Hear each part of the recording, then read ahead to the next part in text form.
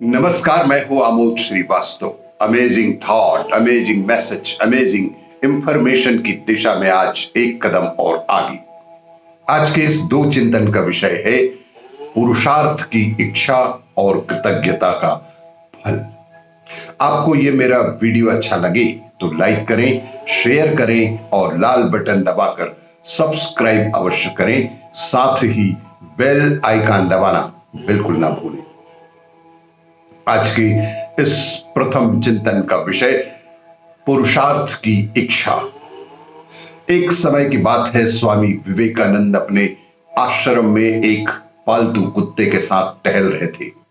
तभी एक युवक उनके आश्रम में आया और कहने लगा कि स्वामी जी, मैं अपनी जिंदगी से बड़ा परेशान हूं। मैं प्रतिदिन पुरुषार्थ करता हूं, लेकिन आज तक मैं सफलता प्राप्त नहीं कर पाया। पता नहीं ईश्वर ने मेरे भाग्य में क्या लिखा है, जो इतना पढ़ा लिखा होने के बावजूद भी मैं नाकामयाब हूं। युवक की परेशानी को स्वामी विवेकानंद समझ गए।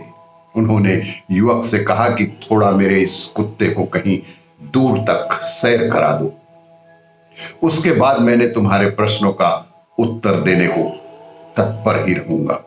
उनकी इस बात पर युवक को थोड़ा अजीब सा लगा, लेकिन दोबारा उसने कोई प्रश्न नहीं किया और कुत्ते को दौड़ाते हुए आगे निकल पड़ा।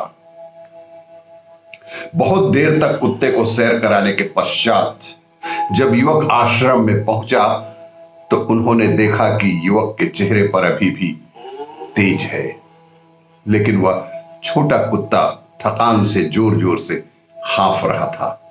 इस पर स्वामी जी ने पूछा कि क्यों भाई, मेरा कुत्ता इतना कैसे थक गया? तुम तो बड़े शांत दिख रहे हो, क्या तुम्हें थकावट नहीं हुई? युवक बोला, स्वामी जी, मैं तो धीरे धीरे आराम से चल रहा था, लेकिन यह बड़ा अशांत था।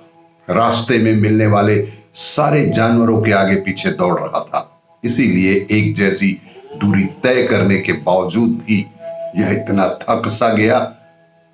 तब स्वामी विवेकानंद ने कहा कि भाई, तुम्हारे प्रश्नों का उत्तर भी तो यही है। तुम्हारा लक्ष्य तुम्हें अलग अगल बगल के और दूसरों की तरफ देखने को मजबूर करता है। तुम्हारा लक्ष्य तुम्हें अगल बगल है, वो तुमसे कहीं दूर थोड़े ही है। दूसरों के पीछे मत भागो। पुरुषार्थ के लिए स्वयं को ही खड़ा होकर कुछ न कुछ करना होता है। आज के इस दूसरे चिंतन का विषय है कृतज्ञता का फल। एक शिकारी ने शिकार पर तीर चलाया। तीर पर सबसे खतरनाक जहर लगा हुआ था, पर निशाना चूक गया और तीर शिकार की जगह एक पेड़ में जा लगा। पेड़ में जहर फैला और वह सूखने लगा। उस पर रहने वाले सभी पक्षी एक एक कर उसे छोड़कर चले गए।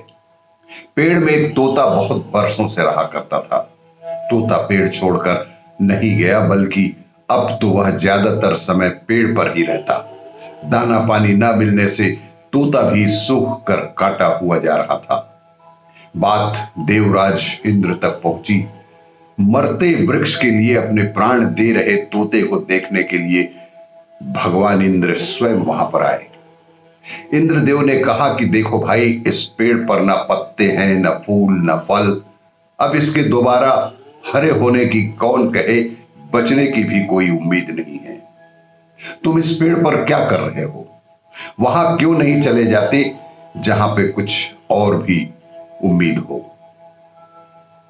तोते ने जवाब दिया कि देवराज, मैं इसी पर जन्मा, इसी पर बड़ा हुआ, इसी के मीठे फल खाए, इतने मुझे दुश्मनों से कई बार बचाया, इसके साथ मैं सुख भोगे हैं। आज इस पर बुरा वक्त आया तो मैं अपने सुख के लिए इसे त्याग तो नहीं सकता।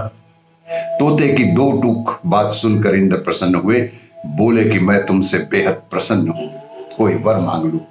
तोता बोला, मेरे इस प्यारे पेड़ को पहले की तरह ही हरा भरा कर दीजिए। देवराज इंद्र ने अमृत सींच दिया। किसी के सुख के साथी बनो ना बनो, दुख के साथी जरूर बनो। यही कृतज्ञता का सबसे बड़ा प्रमाण होता है। आपको ये मेरा वीडियो अच्छा लगे तो लाइक करें, शेयर करें और सब्सक्राइब अवश्य करें। धन्यवाद।